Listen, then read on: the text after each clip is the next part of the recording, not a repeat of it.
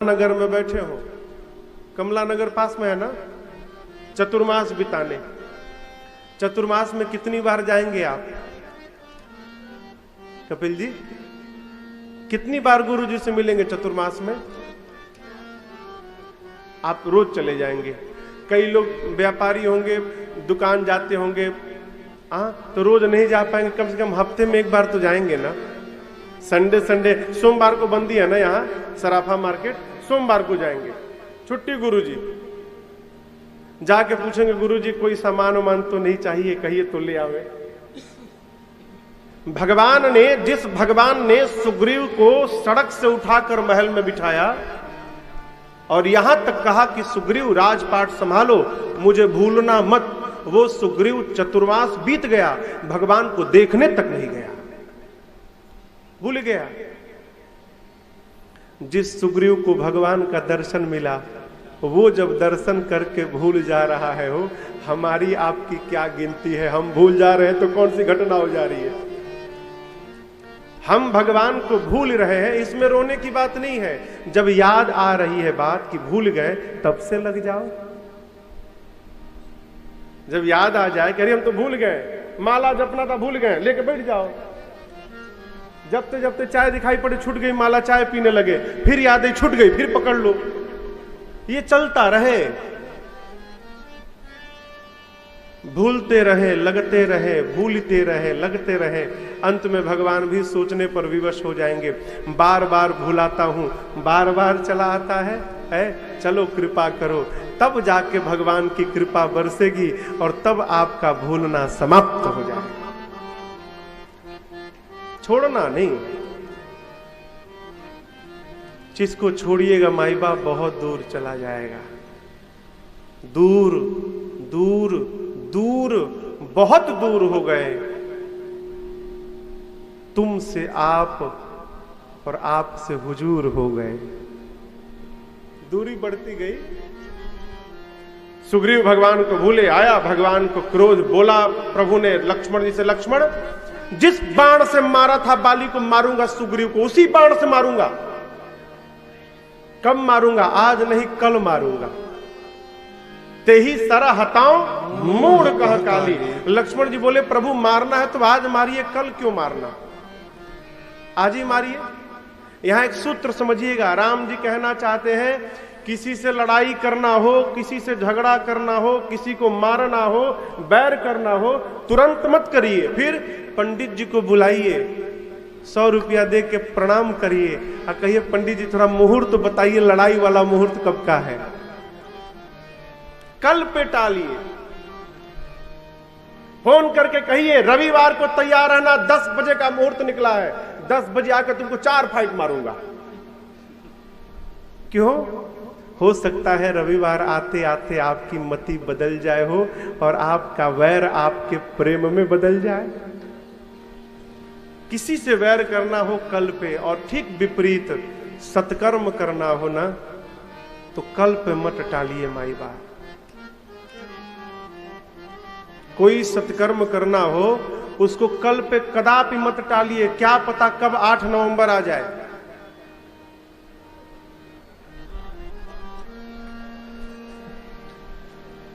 धरा का धरा रह जाएगा, कुछ नहीं कर पाएंगे। सत्कर्म करना हो ना, तुरंत करिए। राम जी बोले मारूंगा, कल मारूंगा। लक्ष्मण जी ने कहा कल किसने देखा, आप रुकिए मैं मार के आता हूं। भगवान बोले तो जाएगा तो मार देगा। भगवान ने कहा सुग्रीव भय दिखाई ले आवहु, तात सखा सुग्रीव, मेरा सखा है, जाओ केवल डरा धमका के ले आओ उसको। लक्ष्मण जी गए, सुग्रीव को पकड़ कर लाए, आके पांव में गिर पड़ा, त्राहि माम, क्षमा करिए प्रभु। भगवान का काम करो मेरा।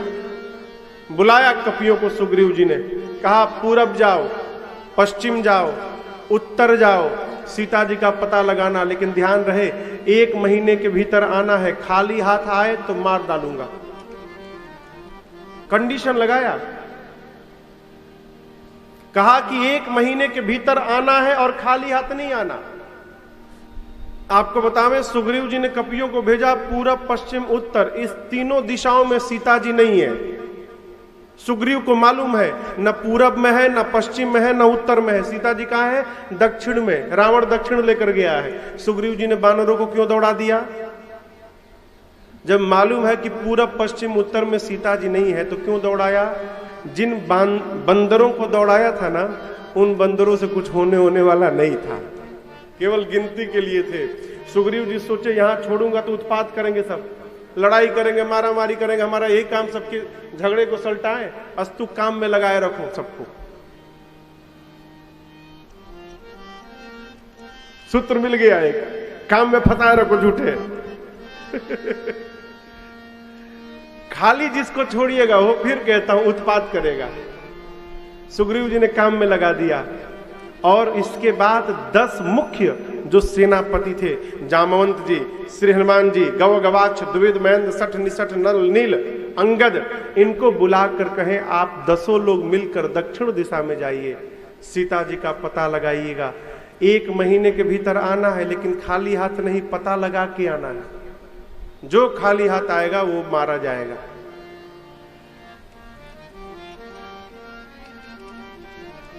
सारे कपीराम जी को दूर से प्रणाम करके जाने लगे। सब लोग प्रणाम कर लिए तो सबके प्रणाम करने के बाद सबसे पीछे में, अरे पाछे पवन तनय सिरुनावा, पाछे पवन तनय सिरुनावा, जानी काज प्रभु निकट बुलावा, जानी काज प्रभु निकट बुलावा, परसासीस सरोरुह पानी, परसासीस सरोरुह पानी, करमुद्रिका दीन जन जाने, करमुद्रिका दीन जन जाने, करमुद्रिका दीन जन जाने। सबसे पीछे श्री हनुमान जी ने प्रणाम किया। और देखिए राम जी ने किसी को नहीं बुलाया। किसको बुलाया? श्री हनुमान जी को अपने पास बुलाया। क्यों बुलाया हो? देखिए राम जी को भली भांति पता है, जा भले 10 रहे हो, काम तो मेरा हनुमान ही करके मेरे पास आएगा। इसलिए प्रभु ने श्री हनुमान जी को बुलाया और सिर पे हाथ रखा और अपने उंगली में से सोने की मुद्रिका संध्या वाली अंगूठी निकालकर हनुमान जी को दिया और कहा, लाला जाकर सीता को अनेक प्रकार से समझाना, मेरे विरह बल को बताकर शीघ्र आना तुम। श्री हनुमान जी भगवान को प्रणाम करके कपियों को लेकर चले। चलते चलते एक गुफा दिखाई पड़ा। गुफा के भीतर जैसे हनुमान जी महाराज कपियों को लेकर पहुंचे, जाकर देखे एक तपस्विनी मूर्तिमान होकर बैठी थी। उनका नाम था स्वयं प्रभा। स्वयं प्रभा जी ने अपने तप बल से सारे कपियों को समुद्र के तट पर भेज दिया। कपि लोग जब समुद्र के किनारे, वही रामेश्वरम, समुद्र के तट पर पहुंचे, अंगद देखे कि आगे पानी, अब आगे जाएंगे तो डूब के मर जाएंगे, 1 माह में बिना पता लगाए जाएंगे तो पीछे सुग्रीव मार देंगे, अब तो दोनों ओर से मृत्यु है, हम कहीं नहीं जाएंगे, यहीं प्राण का त्याग करेंगे। बैठ गए सारे कपि लोग। जटायु जी को जानते हैं ना? कल जटायु जी का जिनको भगवान ने गति दी, उनके एक भाई हैं संपाति। बेचारे का पंख नहीं है, गिद्ध है।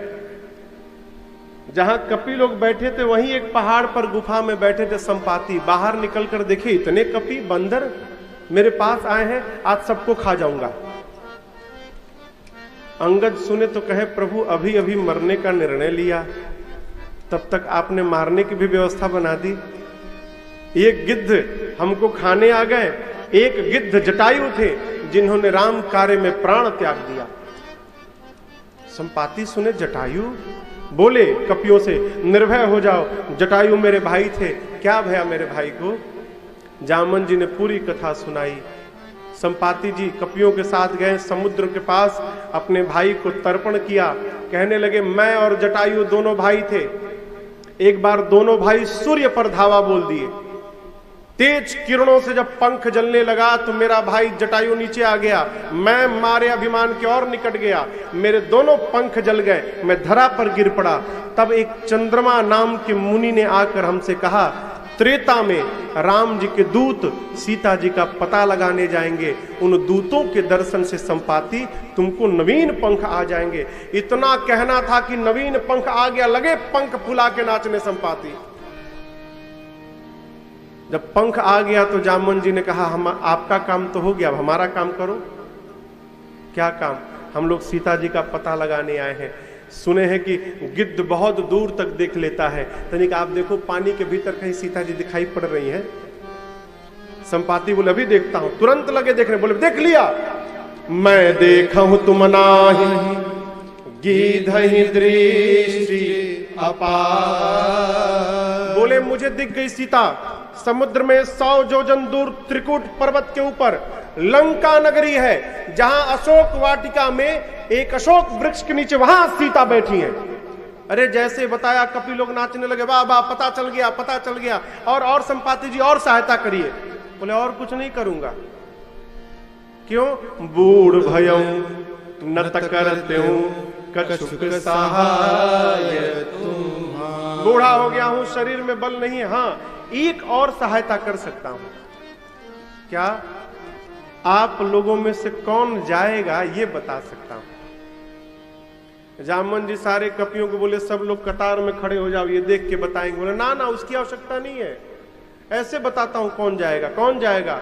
संपाति जी शुरू भय, आप में से जो ना घई सत्य जो जन सागर, जो ना घई सत्य जो जन सागर, करे सुराम काज मतियागर, करे सुराम काज मतियागर।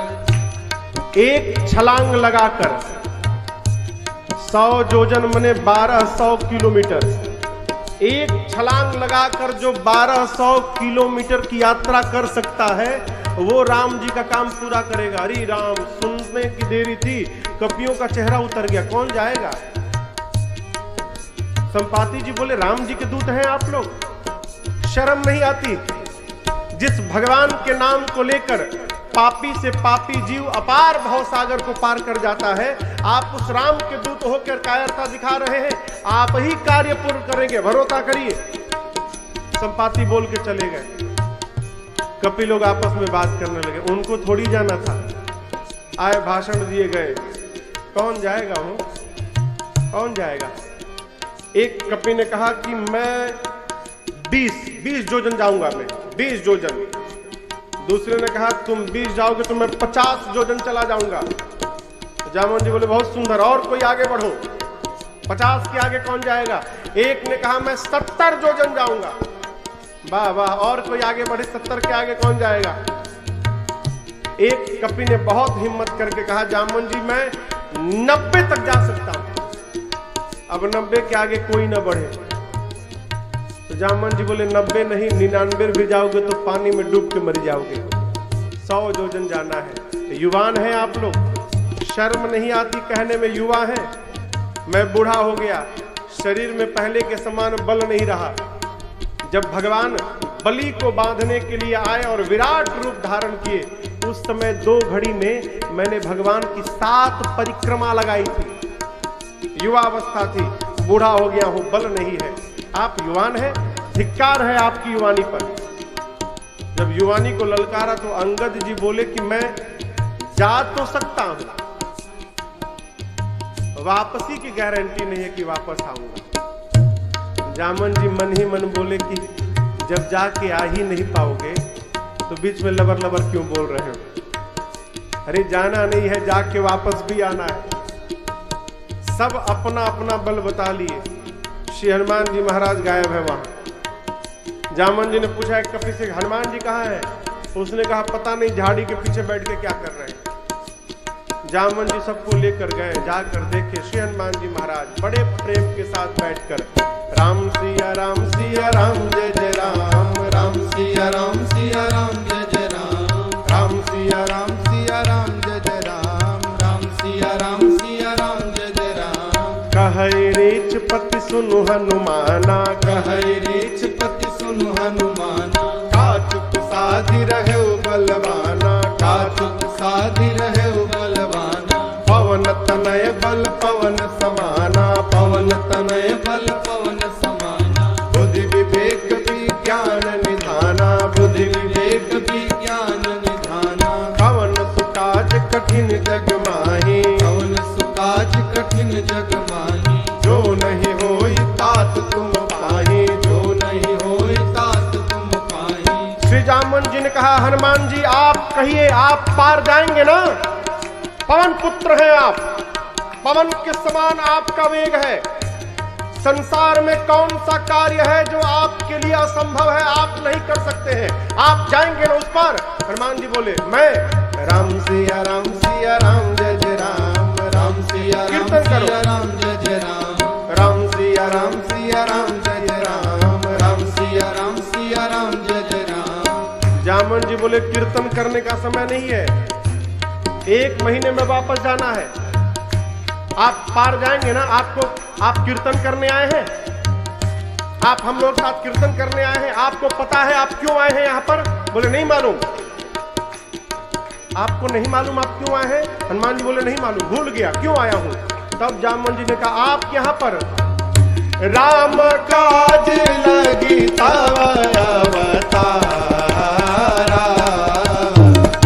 राम काज लगी तव अवतारा, सुनत ही भयउ पर्वताकारा, सुनत ही भयउ पर्वताकारा, सुनत ही भयउ पर्वताकारा।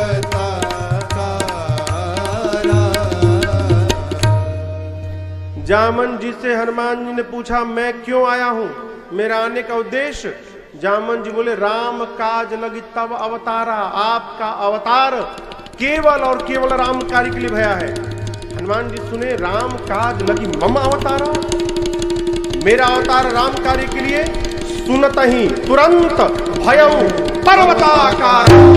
हनुमान जी कपियों के सामने विराट पर्वत का आकार धारण कर लिए, मानो सोने की टालिका खड़ी हो गई, विराट रूप धारण करके सिंह की दहाड़ मारते हुए। हनुमान जी बोले जामवंत जी आपने कहा कोई समुद्र को पार नहीं कर पाया, खेल खेल में पार कर जाऊंगा। बोले सिंहनाद करी बार ही बारा, सिंहनाद करी बार ही बारा, लीलहि नागौ जल निधि धारा, लीलहि नागौ जल निधि धारा, सहित सहाय राव नहीं मारे, सहित सहाय राव नहीं मारे, आनो यहाँ त्रिकूट उपारी, आनो यहाँ त्रिकूट उपारी, जामवंत मैं पूछो तो ही, जामवंत मैं पूछो तो ही, उचित सिखावन दी जाऊ मोहि, उचित सिखावन दी जाऊ मोहि। हनुमान जी विराट रूप धारण करके कहने लगे जामवंत जी मैं खेल खेल में पार कर जाऊंगा पूरा समुद्र, आप कहिए जाऊंगा रावण को पकड़ के मसल की आधी मार डालूंगा। आप कहिए रावण को के साथ पूरा सेना मार दूं, पूरी सेना को पकड़ के रगड़ के मार दूंगा। नहीं कहिए पूरी लंका को लाके समुद्र में झोंक दूं। 3 काम, या तो कहिए रावण को मारूं, नहीं तो कहिए सेना के साथ पूरी रावण की चटनी बना दूं, नहीं तो कहिए पूरी लंका को झोंक दूं। तीनों में से क्या करूं? जामवन जी बोले पहले नीचे आइए, कम डाउन, पहले बराबरी में आइए भाई। आपको जाके न रावण को मारना है, न सेना को रगड़ना है, न लंका को लाके पानी में झोंकना है, कुछ नहीं। फिर इतना करहु तात तुम जाए, इतना करहु तात तुम जाए, बस तही देखी कहु सुधि आए, तही देखी कहु सुधि आए,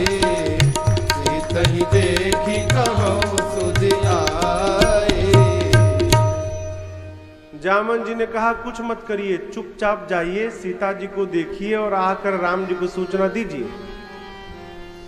श्री हनुमान जी बोले उतना दूर जाऊंगा, रावणवा को 2-3 फाइट मारूंगा नहीं। बोले हमारा आपका काम नहीं है, ये भगवान का काम है। यहां एक सूत्र समझिएगा जीवन में, कोई भी समिति बने,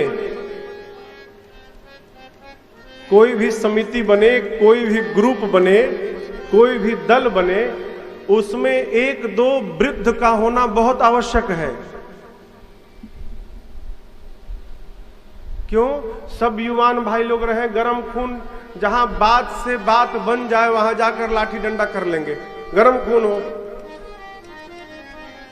और वृद्ध रहेंगे तो ठंडा है, वो जाकर उनको शांत करके रखेंगे। जानते हैं बचपन में स्मरण शक्ति प्रबल रहती है, बचपन में स्मरण की शक्ति प्रबल होती है, युवानी में पुरुषार्थ की शक्ति प्रबल होती है, और बुढ़ापे में विचार की शक्ति प्रबल हो जाती है।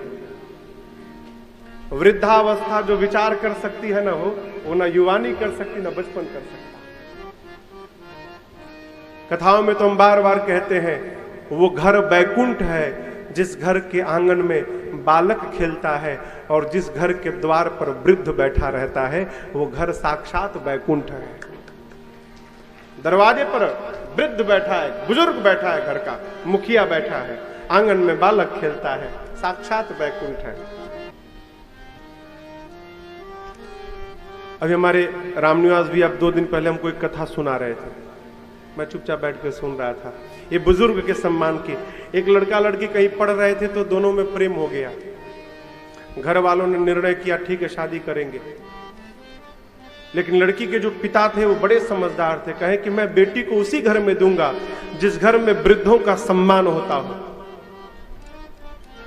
तो जब विवाह तय हो गई तो लड़की के पिता ने एक शर्त रख दी। क्या? बारात में एक भी वृद्ध नहीं आना चाहिए, अगर एक भी वृद्ध आ गया तो बारात में वापस करूंगा, मैं विवाह नहीं करूंगा। लड़के के पिता ने कहा अरे भाई इतना वृद्ध से इसको नफरत है तो हम शादी क्यों करेंगे उस घर में। अब लड़का अड़ा कि नहीं हम शादी करेंगे, उसी से करेंगे। अब लड़के के आगे पिता ने कहा ठीक है। तो सारे जितने वृद्ध थे लड़के के पिता को मना किया गया आप नहीं जाएंगे, लड़के के बाबा को मना किया गया आप भी नहीं जाएंगे, लेकिन लड़का क्या कि नाना था, जाके बोले नाना तुम मान जाओ। बोले नाना नाना मान जाओ, ना ना मैं तो जाऊंगा। तो माने ना नाना।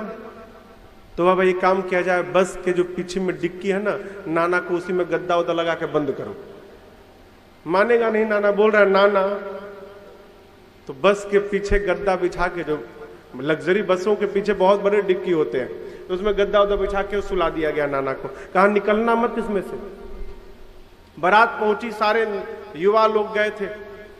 लड़की का जो बाप था वो 2 आदमी को भेजा कि जाओ के जाके पता लगाओ कोई बूढ़ा तो नहीं आया है, आकर देखे लो कोई वृद्ध था नहीं। कहा नहीं ऐसे बात नहीं बनेगी। और एक उसने एक और शर्त रख दी।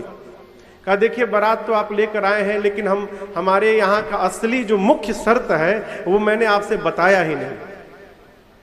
हमारे यहाँ का नियम है कि जो बारात आती है, ये जो नदी है ना, नदी के जल को रोककर, और जितनी चौड़ी जल की धारा है उतनी चौड़ी दूध की धारा जो बहाएगा लड़का वाला, उसी के यहां हम बेटी देंगे। अब तो लोग परेशान, नहीं आप करेंगे तो आप बारात लेके वापस जाइए। अब लोग सोचे भाई पूरी नदी के जल को रोक कर उतना दूध कहां से आए, मान लो रोक भी दिए तो उतना दूध कहां से आएगा कि दूध की धारा बहाएंगे। तो लड़के वाले सोचे विवाह होना नहीं है, बारात को लेकर वापस चलो। बस जब घूमी तो नाना बेचैन, कितनी जल्दी विवाह कैसे हो गई भाई। अब लगा ठोकने नीचे से। तो किसी ने कहा भाई नाना ठोक रहे हैं, अब तो विवाह होना नहीं, अब किसका डर, निकालो नाना को बाहर। लोग जाके नाना को बाहर निकाले। विवाह हो गया, बहू कहां है, बहू भूल जाओ, विवाह नहीं हो गए। क्यों? अरे क्यों, क्या लड़की के बाप ने ऐसा शर्त रख दिया जो पूरा ही नहीं हो सकता। बोले बताओ तो। लोगों ने बताया। कहता ये बस इतनी सी बात, ये तो चुटकी के काम है। बोले पागल हो गए हो क्या तुम, दूध कहां है। बोलता अरे मैं बताता हूं ना, बस घुमाओ ले चलो वापस, हमको डालो डिक्की में। नाना को फिर से डिक्की में डाला लोगों ने। नाना कहा जाकर देखो, उनसे कहना कि हमने तो किसी बुजुर्ग को लाया नहीं है, लेकिन हमारे जो नाना है ना, लड़के के जो नाना है, उन्होंने पहले ही बताया था कि देखो बेटा, जिस गांव में बारात लेके जा रहे हो उस गांव का ऐसा ऐसा नियम है। तो हम लोग पूरा दूध की पूरी व्यवस्था करके आए हैं। हाँ, वो तो मालूम था पूरी दूध की व्यवस्था है, लेकिन नाना ने कहा था बेटा विवाह का शुभ काम है, इसमें मिलावट का काम मत करना। हम पूरी दूध की व्यवस्था लाए हैं। लड़की के बाप से कहा लोगों ने, आप केवल पानी को रोक दीजिए, हम नहीं चाहते कि हम जो दूध बहाएं उसमें पानी मिले और मिलावट का काम हो। आप पानी रोक दीजिए, हम पूरा का पूरा दूध डाल देंगे, दूध की धारा बह जाएगी। जाकर इन लोगों ने लड़की के बाप से कहा जरूर कोई बूढ़ा आया है, पता लगाओ जरूर कोई बूढ़ा आया है। छानबीन भाई तो डिक्की में से नाना निकले। बोले तुम कौन हो। बोले ना। अरे बोलो कौन हो। बोल तो रहा हूं ना। फिर बाद में लड़की के पिता ने कहा नहीं, अब मैं विवाह करूंगा। क्यों, हमारे इतना मना करने के बाद भी आप वृद्ध को लाएं, इसका मतलब आपके घर में वृद्ध का सम्मान है। सम्मान हो। ये जो सफेदी है ना, ये बहुत कुछ बताती है। सफेदी बहुत कुछ बताती है। हमारे एक चाचा कहानी सुनाते हैं, एक दादाजी थे और उनका एक बेटा था, 3 पीढ़ी।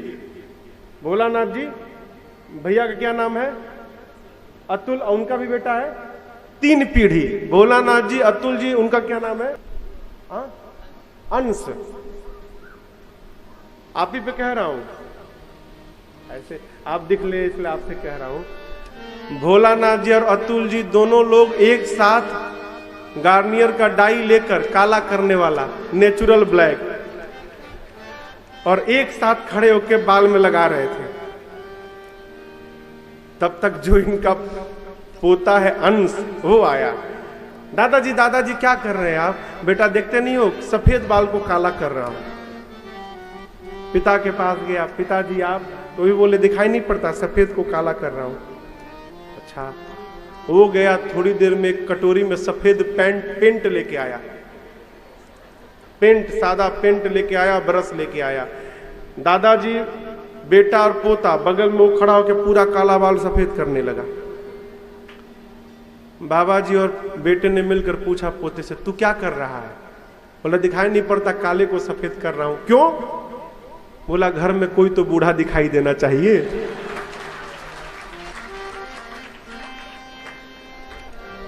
कोई तो बूढ़ा दिखाई पड़े।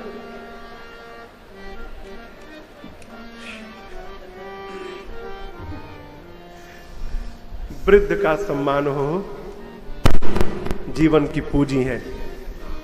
माता पिता ना जीवन की पूंजी है। जामन जी ने कहा हनुमान जी आप केवल जाइए, सीता जी का पता लगा कर आइए। राम जी जाएंगे, निशाचरों का अंत करेंगे और प्रभु ही सीता जी को वापस लेकर आएंगे। अब आगे की कथा ना सुंदर कांड में प्रवेश करती है। आदरणीय सुनील कांड जी ने बड़ा दिव्य पढ़ा, सब कुछ सुंदर। सुंदरकांड का नाम सुंदरकांड क्यों पड़ा जानते हैं। सुंदर नाम के पर्वत से इस कांड की कथा प्रारंभ भई। सिंधु तीर एक भूधर सुंदर कौतुक कूद चढ़े उता ऊपर, और उसी सुंदर नाम के पर्वत पर इस कांड की कथा पूरी भई, इसलिए इस कांड का नाम सुंदर कांड। इसी कांड में हनुमान जी को मेरी माँ का दर्शन मिला हो, इसलिए इस कांड का नाम सुंदर कांड।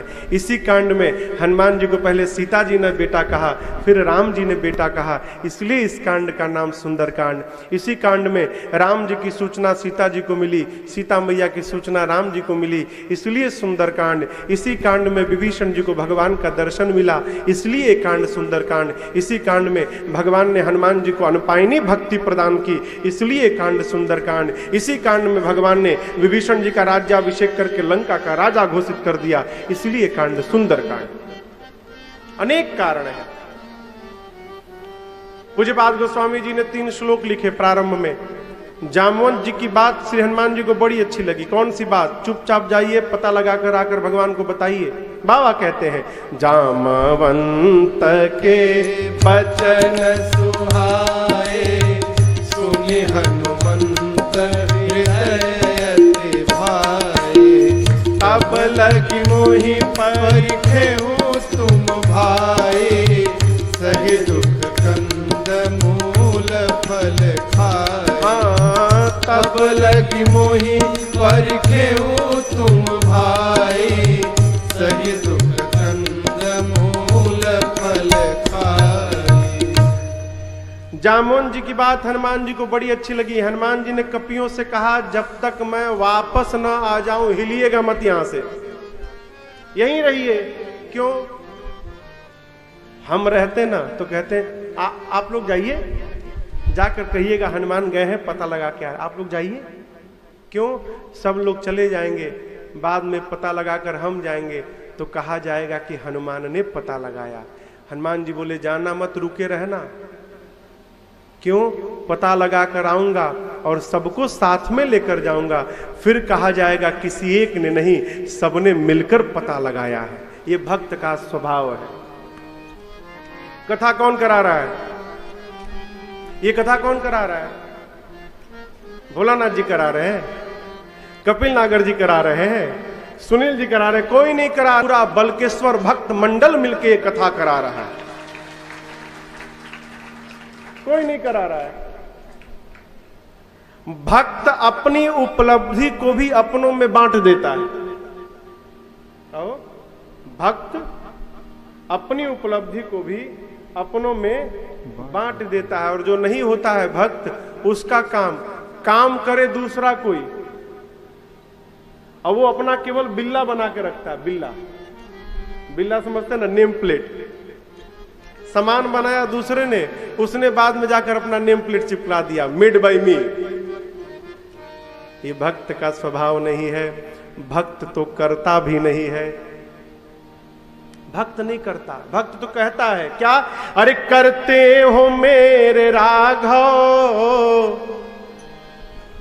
करते हो मेरे राघव, और मेरा नाम हो रहा है। मेरा राम की कृपा से सब काम हो रहा है।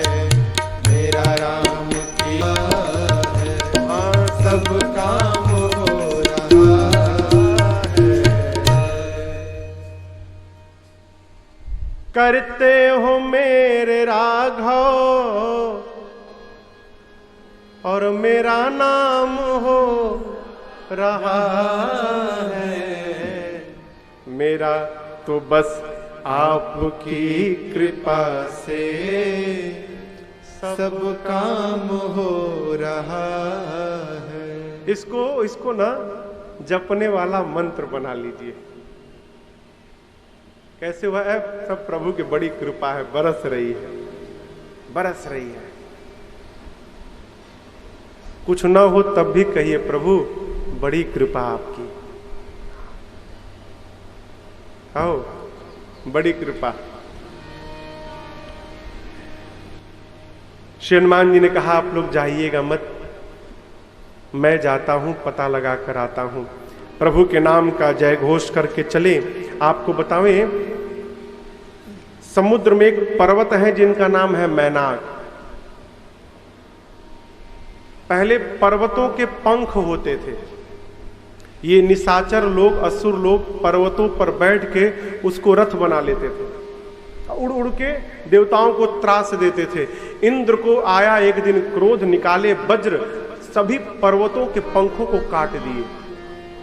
जो मैनाक पर्वत है, पवन देव ने अपने वेग से मैनाक पर्वत को उड़ाया और लाकर समुद्र के जल में छिपा दिया। इनके पंख बच गए। समुद्र देवता ने मैनाक से कहा कि जिस पवन देव ने आपकी सहायता की, उन्हीं के पुत्र हैं, राम जी के दूत हैं, राम कार्य में जा रहे हैं, तब से उड़ रहे हैं, थक गए होंगे, आप तनिक ऊपर आ जाते तो आप पर विश्राम कर लेते। मैनाक बाहर आकर बोले, हनुमान जी आराम करिए, विश्राम करिए। बोले, हनुमान जी पहले परिचय दीजिए।